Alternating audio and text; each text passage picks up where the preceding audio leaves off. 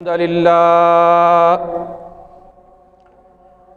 نحمده ونستعينه ونستغفره ونعوذ بالله من شرور أنفسنا ومن سيئات أعمالنا من يهده الله فلا مضل له ومن يضلله فلا هادي له وأشهد أن لا إله إلا الله وحده لا شريك له وأشهد أن محمدًا عبده ورسوله أما بعد فإن خير الحديث كتاب الله وخير الهدي هدي محمد صلى الله عليه وسلم وشر الأمور محدثاتها وكل محدثة بدعة وكل بدعة ضلالة وكل ضلالة في النار أما بعد فأعوذ بالله من الشيطان الرجيم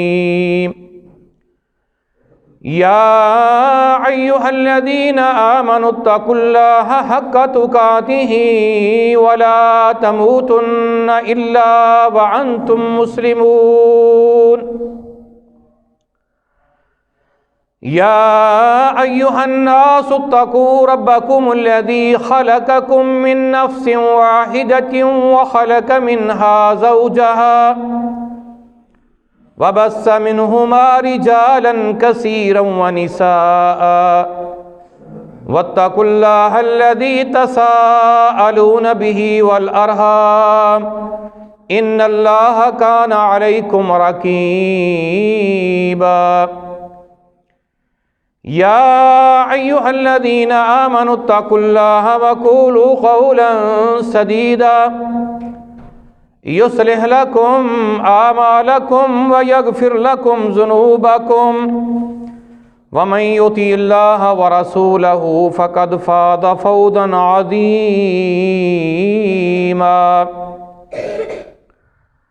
لقد كان لكم في رسول الله أسوة حسنة لمن كان يرجو الله واليوم الآخر وذكر الله كثيرا البتہ تحقیق تمہارے لیے رسول اللہ صلی اللہ علیہ وآلہ وسلم کی زندگی میں بہترین نمونہ ہے۔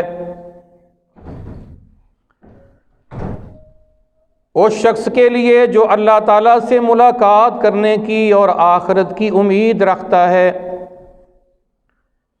وَذَكَرَ اللَّهَ كَثِيرًا، اور اللہ تعالیٰ کو بہت زیادہ یاد کرتا ہے۔ صدق اللہ العظیم وصدق رسولہ النبی الکریم، نحن علی ذلک من الشاہدین والشاکرین والحمد للہ رب العالمین۔ ہر قسم کی حمد و ثنا، کبریائی، بڑائی، اونچائی، بلندی، عظمت، رفعت اللہ وحدہ لا شریک کی ذات اقدس کے لیے ہے، جو اللہ تعالیٰ پوری دنیا کا خالق ہے، مالک ہے، رازق ہے، ہر کسی کا مشکل کشا ہے، سب کا حاجت روا ہے، ہر کسی کی بگڑی کو بنانے والا، سب کی ڈوبی کو تارنے والا ہے۔ یہ سارا کارخانہ کائنات، پوری دنیا اس اکیلے اللہ تعالیٰ نے بنائی ہے، اور وہ اکیلا اس کو چلا رہا ہے۔ ان گنت لا تعداد بے شمار درود و سلام اس ہستی پہ جو ہستی خاتم الانبیاء اور خاتم الرسل ہے۔ میرے محترم پیارے بھائیوں، قابل احترام دوستوں، بزرگوں، عزیز ساتھیوں،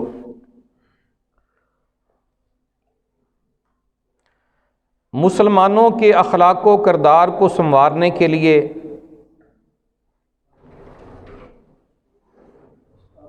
معاشرے میں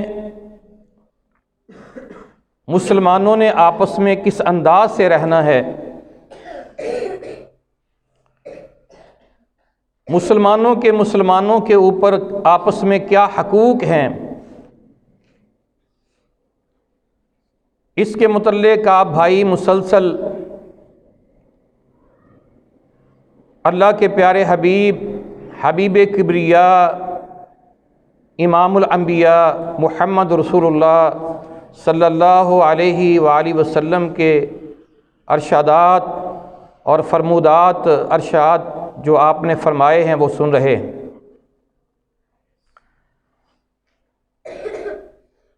آپ کا یہ فرمان سن رہے تھے کہ حضرت ابو ہریرہ رضی اللہ تعالیٰ عنہ بیان کرتے ہیں، ان رسول اللہ صلی اللہ علیہ وسلم قال حق المسلم علی المسلم خمس، اللہ کے نبی علیہ السلام نے فرمایا مسلمان کے اوپر 5 حق ہیں۔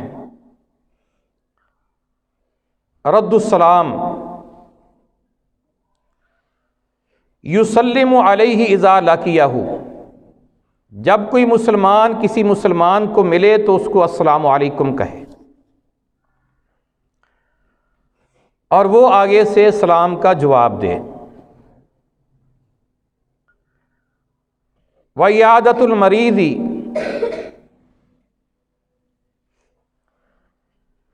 ویعودہ اذا مرض، جب وہ بیمار ہو جائے تو اس کی بیمار پرسی کرے، تیمارداری کرے۔ واتباع الجنائز، ویتبع جنازتہ اذا مات، جب فوت ہو جائے تو اس کے نماز جنازہ کے اندر شرکت کرے۔ وإجابۃ الدعوۃ، ویحب ویجیبہ اذا دعاہ، جب اس کو دعوت پر برائے تو اس کی دعوت کو قبول کرے۔ بتشمیت العاطس، ویشمتہ اذا عطس، جب وہ چھینک مارے الحمدللہ کہے تو اس کا جواب دے۔ اس میں سے سب سے پہلی 2 باتیں سلام کے متعلق کیا مسائل ہیں اور کیا فضائل ہیں، اسی طرح بیمار کی تیمارداری کیسے کرنی ہے، اس کے کیا احکامات ہیں، کیا حقوق ہیں، کیا فضائل ہیں، کیا دعائیں ہیں، کس طرح وہاں مریض کی تیمارداری کرنی ہے اور اس کو دم کرنا ہے، کیا بات کرنی ہے، جب ایسے مریض کے پاس جائیں جس کا آخری وقت آ چکا ہے اس کو کس بات کی تلقین کرنی ہے، میت کے کیا مسائل ہیں، صبر کیسے کرنا ہے، کس حد تک رونے کی اجازت ہے، یہ ساری باتیں آپ قرآن و سنت کی روشنی میں تفصیلاً سن چکے۔ آج ہم سیکھیں گے کہ جب کوئی مسلمان فوت ہو گیا ہے، فوت ہو جانے کے بعد اب اس کے ہمارے اوپر کیا حقوق ہیں،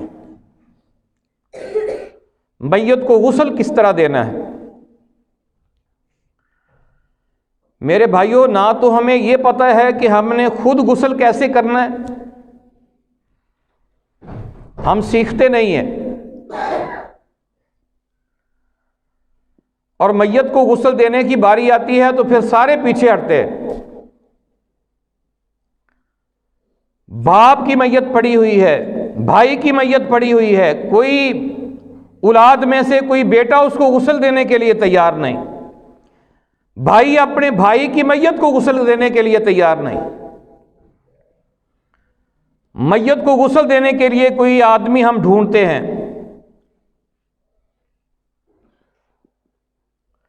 بھائیو یہ بہت بڑی سستی ہے اور کاہلی ہے، دین سے دوری ہے۔ ہمیں ان مسائل کا پتہ ہونا چاہیے۔ یہ ہمارے اوپر حق ہے اس مسلمان کا۔ سب سے پہلا حق باپ کا اپنی اولاد پر ہے کہ اولاد جس کی خاطر ساری زندگی اس نے نہ دھوپ دیکھی نہ سردی دیکھی اور ان کی ہر ایک ضرورت کا خیال رکھا، اب وہ فوت ہو گیا ہے تو اولاد کے اوپر حق ہے اپنے باپ کو اچھے طریقے سے غسل دیں۔ جس دل کے درد کے ساتھ اور جس محبت کے ساتھ اولاد غسل دے گی دوسرا نہیں دے گا۔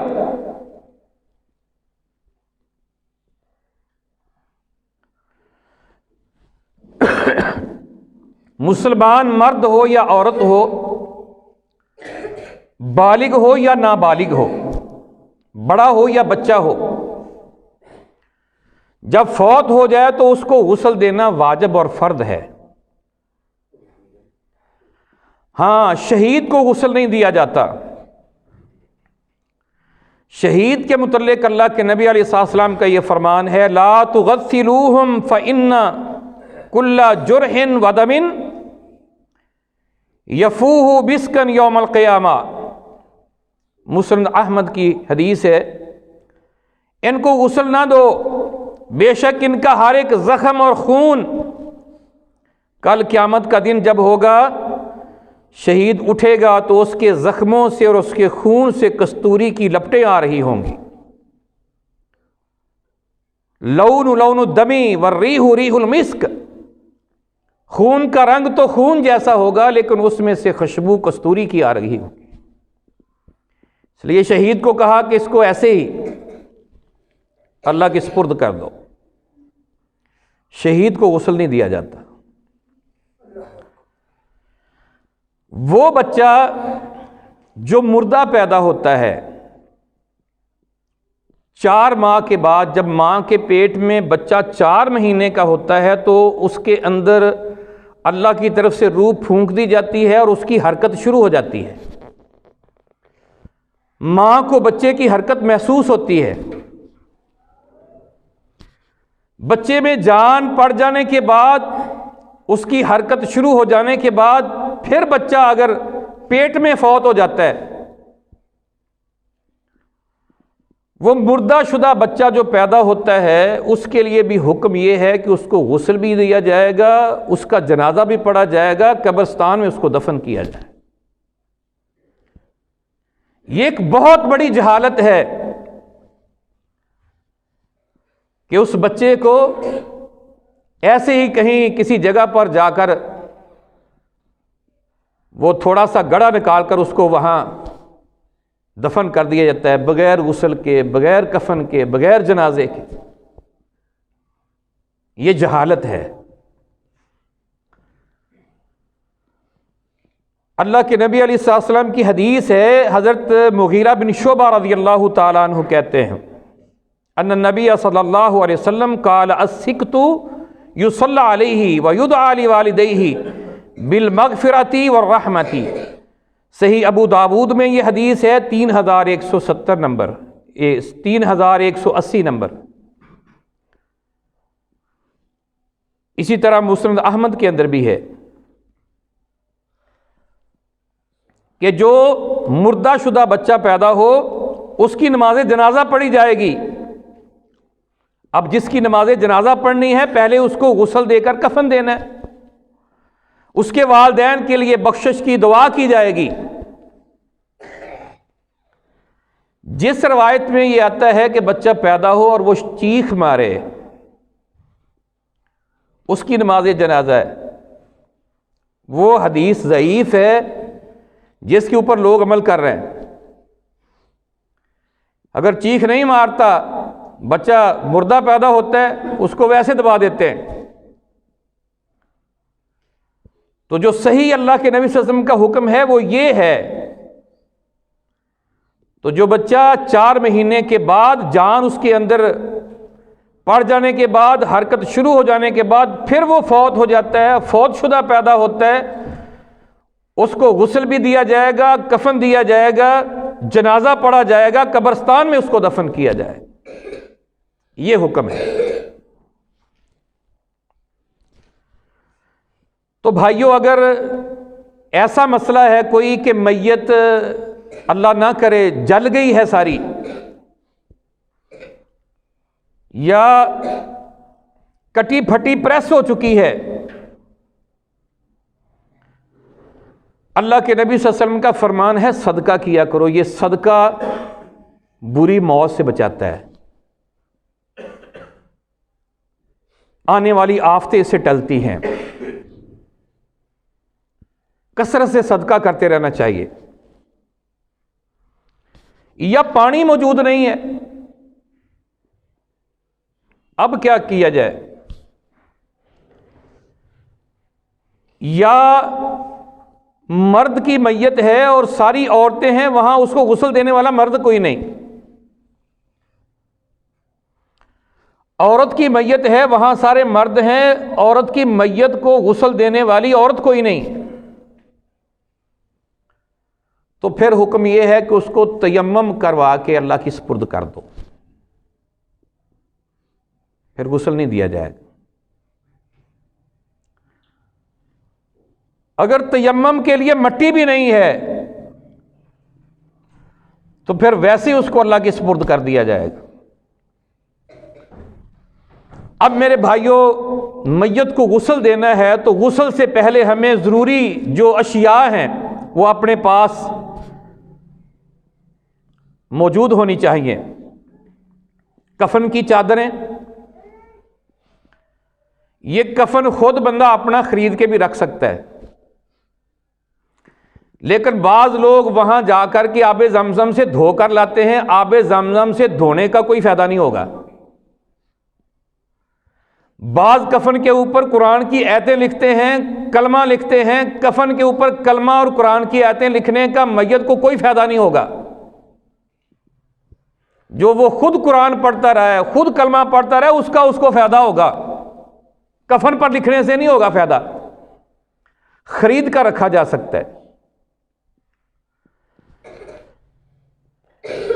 کفن کی چادریں اور ان 3 چادروں کے ساتھ اس کے کفن کو باندھنے والے جو بند ہوتے ہیں، اضافی 2 اور کپڑے ہوتے ہیں جو غسل کے وقت کام آتے ہیں، مٹی کے 3 ڈھیلے، گلوز، دستانے ہاتھ پر پلاسٹک کے پہننے کے لیے، یا تھیلیاں 3 ہاتھ پر چڑھانے کے لیے، جس نے غسل دینا ہے اس کے لیے، بیری کے پتے، آپ کا فرمان حکم ہے غسلوا بماء وسدر، میت کو غسل دو پانی اور بیری کے پتوں سے۔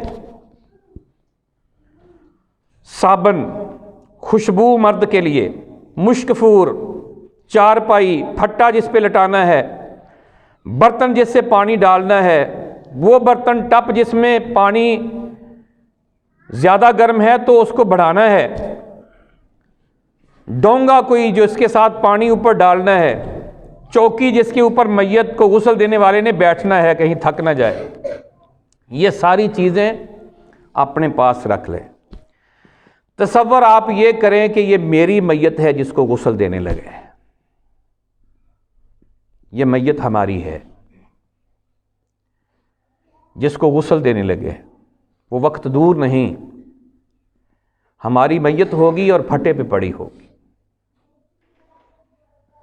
غسل دینے والے کے لیے تلاش کیا جا رہا ہوگا، مسجد کے میناروں سے ہماری فوتگی کا اعلان ہو رہا ہوگا، قبر کھودنے والوں کو اطلاع دی جا رہی ہوگی۔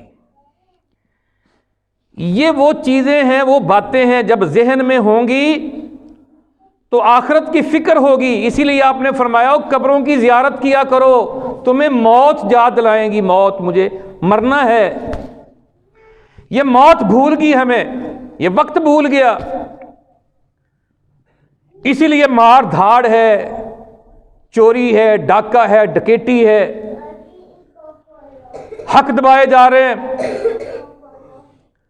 موت یاد نہیں، مجھے مرنا ہے، مجھے اللہ کے پاس جانا ہے، مجھے اس زندگی کے ایک ایک سیکنڈ، ایک ایک لمحے کا، ایک ایک پائی کا میں نے اللہ کو جا کر جواب دینا ہے۔ امانت ہے میرے پاس یہ زندگی، میرا یہ جسم اللہ کی امانت ہے، میرے جسم کے سارے اعضاء میرے اللہ کی امانت ہے، مجھ سے امانت میں کہیں خیانت نہ ہو جائے۔ بھائیو، یہ وقت اپنا یاد رکھنا ہے،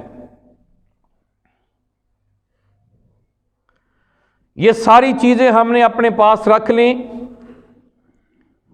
مناسب پردے والی جگہ جو ہے وہاں پھٹا آپ رکھ لیں، اور پھٹا اس انداز سے رکھیں کہ سر والی جانب تھوڑی سی اونچی ہو، تاکہ جب پانی ڈالا جائے تو پانی بہہ کے نیچے چلا جائے، کھڑا نہ رہے پھٹے کے اوپر۔ اور میرے بھائیو فرمایا یغسل موتاکم المامونون، تمہارے قابل اعتماد لوگ جو ہیں وہ تمہاری میتوں کو غسل دیں، قابل اعتماد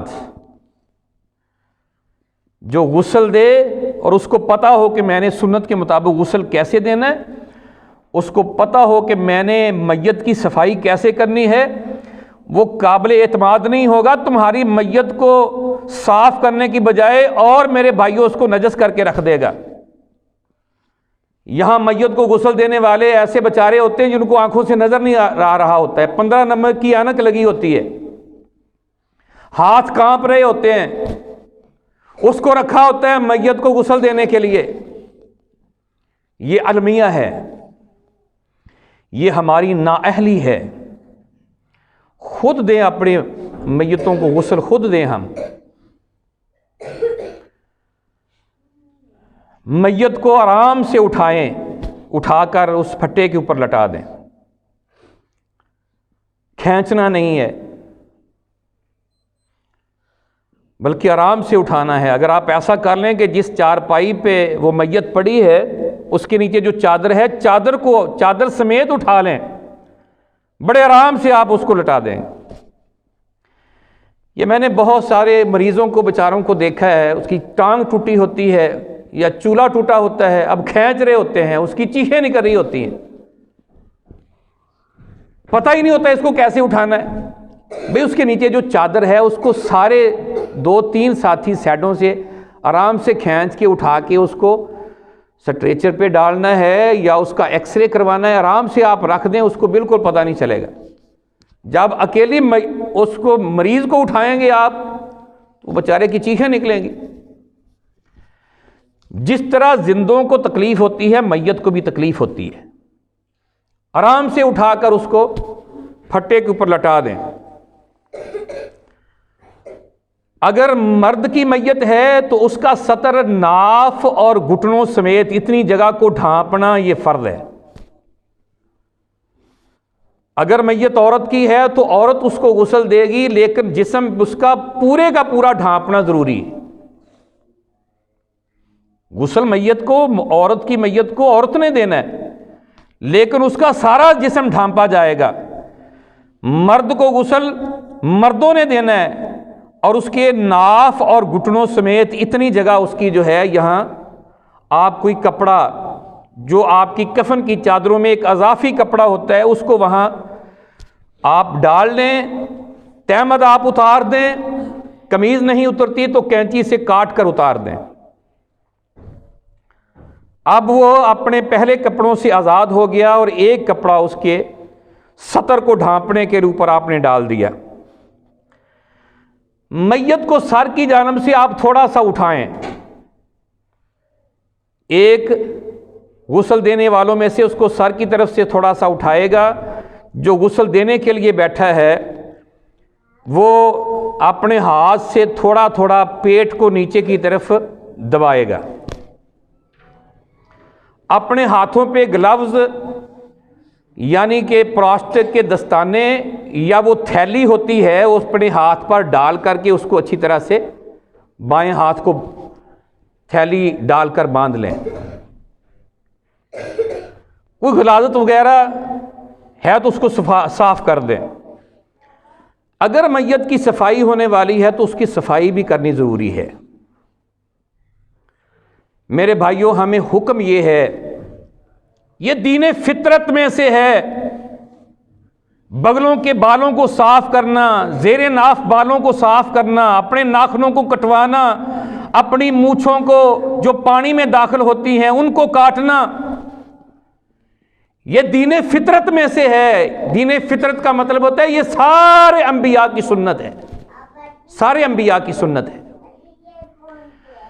اس کو 40 دن سے اوپر نہیں گزرنے چاہیے. 40 دن سے پہلے پہلے اپنی صفائی رکھنی چاہیے بندے کو. کسی وقت بھی موت کا وقت آ سکتا ہے، اپنی صفائی رکھنی چاہیے. لیکن اگر بیماری میں ہے، وہ بیمار زیادہ بیماری بڑھ گئی، نہیں وہ اپنی بیچارہ صفائی کر سکا، تو میت کو غسل دینے والے جو ہیں وہ اس کی صفائی بھی کر دیں. بھائیو، یہ وقت ہم یاد رکھیں، طبیعت ٹھیک ہو جائے گی، دماغ کا ریڈار درست ہو جائے گا. یوں سمجھے میری میت پھٹے پہ پڑی ہوئی ہے، مجھے غسل دیا جا رہا ہے، ساری تکبر نکل جائے گا، اکڑ ختم ہو جائے گی. تصور کریں ذرا، پیٹ پھولا ہوا ہے، میری جان نکلتے ہی میرا نام ختم ہو جائے گا. ہسپتال سے لایا جائے گا تو کہا جائے گا ایمبولینس آ گئی ہے، میت کو اتارو، میت کو آگے کر دو، میت کو پیچھے کرو، میت کو اٹھا کر پھٹے پہ. اب کوئی نام نہیں لے گا، نام ختم ہو گیا. جس نام کی خاطر ہم میرے بھائیوں کتنے پاپڑ بیلتے ہیں، جس نام کو اونچا کرنے کے لیے ہم حلال حرام کی تمیز ختم کر دیتے ہیں، جس نام کو اونچا کرنے کے لیے جھوٹ بولتے ہیں، پتہ نہیں کیا کیا کرتے ہیں، ہوا نکلتی گئی تو نام ختم ہو گیا. جو ساری جائیدادیں ہم نے اکٹھی کی تھی اس کے مالک کوئی اور بن گئے، میری ملکیت بھی ختم ہو گئی، نام بھی ختم ہو گیا. اللہ اکبر کبیرہ. بھائیو، اب 3 ڈھیلے جو مٹی کے پڑے ہوئے ہیں، اب بائیں ہاتھ سے میت کو غسل دینے والا جس پر تھیلی چڑھائی ہوئی ہے یا دستانہ چڑھایا ہوا ہے پلاسٹک کا، اس کا استنجا کروائے گا. ایک ڈھیلے سے شرمگاہ پیشاب والی شرمگاہ اور 2 ڈھیلوں سے بڑے پیشاب والی شرمگاہ کا استنجا کروائے گا. استنجا کروانے کے بعد پھر اس جگہ کو پانی سے، پہلے ڈھیلوں سے استنجا کرنا ہے، پھر پانی سے استنجا کرنا ہے. پھر اچھی طرح سے استنجا کروا کے یہ تھیلی اتار کر دوسری تھیلی پہن لے گا، اور اس کے ساتھ صابن کے ساتھ یہ ایریا پورا اچھی طرح سے یہاں سے صاف کر دے، کیونکہ دوبارہ اس کو ہاتھ نہیں لگانا. اچھی طرح سے یہاں کی صفائی کر دے، صابن لگا کر، پانی بہا کر. اب میرے بھائیوں، اس تھیلی کو بھی اتار دے گا، اپنے ہاتھوں کو اچھی طرح سے مل مل کے اب دھو لے. دھونے کے بعد اب میت کا غسل شروع کرنا ہے. بسم اللہ پڑھے، اور بسم اللہ پڑھنے کے بعد پہلے دایاں ہاتھ 3 دفعہ دھوئے، پھر بایاں ہاتھ 3 دفعہ دھوئے. اس کے بعد 3 دفعہ چہرہ دھونا ہے، داڑھی کا خلال کرنا ہے.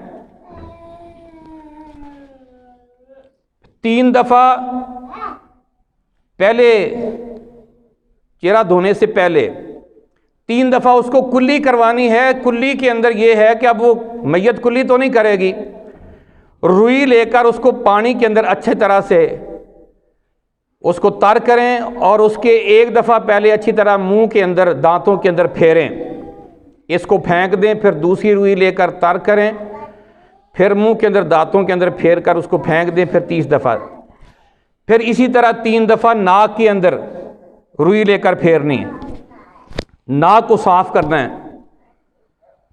صاف کرنے کے بعد اب 3 دفعہ چہرہ دھونا ہے، داڑھی کا خلال کرنا ہے، پھر 3 دفعہ دایاں بازو دھونا ہے اچھی طریقے سے، پھر 3 دفعہ بایاں بازو دھونا ہے اچھی طریقے سے۔ یہ فرض غسل ہے۔ فرض غسل کے اندر جو وضو کیا جاتا ہے اس میں مسح نہیں ہوتا۔ آپ بھی جب آپ فرض غسل کرتے ہیں، یہ جمعے والا غسل فرض ہے،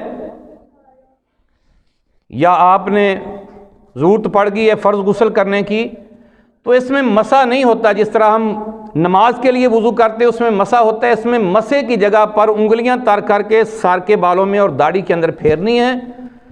پھیرنے کے بعد پھر 3 بک سر کے اوپر پانی کے ڈالیں، اچھے طریقے سے مال مار کے ساتھ دھو دیں۔ اب دائیں طرف سے آپ پانی ڈالنا شروع کر دیں اور پورے جسم کے اوپر 1 دفعہ پانی، 3 دفعہ، 5 دفعہ۔ 1 دفعہ بھی آپ اچھی طریقے سے پانی بہا لیں تو بھی ٹھیک ہے، نہیں تو پھر 3 دفعہ۔ پھر سارے جسم کو آپ صابن سے اچھی طریقے سے صابن لگائیں۔ صابن لگانے کے بعد آپ کے ساتھی جو ہے نا اس کو کہیں کہ وہ کروٹ دے اور نیچے بھی آپ صابن لگائیں، پھر دوسری طرف کروٹ دے کر پھر ادھر بھی صابن لگائیں، اچھے طریقے سے پانی بہا دیں۔ یہ جب وضو کے بعد آپ نے پانی اوپر ڈالنا شروع کرنا ہے تو کچھ روئی تار کر کے دونوں ناکوں کے اندر اور دونوں کانوں کے سوراخوں کے اندر اور ناک کے دونوں سوراخوں کے اندر روئی ڈال دیں تاکہ پانی ان سوراخوں کے ذریعے اندر نہ جائے۔ اچھے طریقے سے آپ جو ہے نا میت کو غسل دے دیا، اور اس کے بعد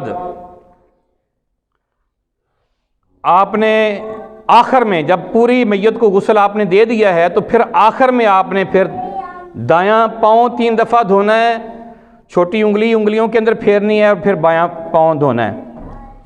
یہ آپ جو ہے غسل مکمل کر چکے ہیں۔ تو بھائیو، اگر میت کو غسل دینا ممکن نہ ہو، جس طرح میں نے پہلے بھی بتایا ہے، میت اللہ نہ کرے کوئی جل گئی ہے، یا مرد ہیں عورت کی میت ہے، وہاں عورت ان کو غسل دینے والی نہیں، یا کسی مرد کی غسل ہے عورتیں ہیں مرد اس کو غسل دینے والا نہیں، یا پانی موجود نہیں، تو ایسی حالت میں صحیح ابو داود کے اندر حدیث ہے کہ اس کا تیمم کروا دیں، اور تیمم کروا کے اس کو کفن دے دیا جائے۔ خاوند اپنی بیوی کو اور بیوی اپنے شوہر کو، خاوند کو غسل دے سکتی ہے۔ یہاں مشہور کیا ہے کہ خاوند چہرہ بھی نہیں دیکھ سکتا میت اپنی بیوی کا، مشہور یہ ہے، یہ جہالت ہے۔ تو میرے بھائی رسول اللہ صلی اللہ علیہ وسلم نے حضرت عائشہ رضی اللہ تعالیٰ عنہ سے کہا، لو متی لغسلتکی وکفنتکی۔ ابن ماجہ میں، مسند احمد میں، ابن حبان میں یہ حدیث موجود ہے، اور صحیح احادیث ہے کہ اگر تو فوت ہو گئی تو میں تجھے غسل بھی دوں گا اور تجھے کفن بھی دوں گا۔ اللہ کے نبی صلی اللہ علیہ وسلم نے خود کہا امی عائشہ رضی اللہ تعالیٰ عنہ۔ اسی طرح حضرت علی رضی اللہ تعالیٰ عنہ نے اپنی بیوی اللہ کے نبی صلی اللہ علیہ وسلم کی بیٹی حضرت فاطمہ رضی اللہ تعالیٰ عنہا کو غسل حضرت علی رضی اللہ عنہ نے خود دیا ہے۔ یہ حدیث بہقی میں بھی ہے، دارقطنی میں بھی ہے۔ ابو بکر صدیق رضی اللہ تعالیٰ عنہ کی ان کی بیوی اسماء بنت امیس نے خود غسل دیا۔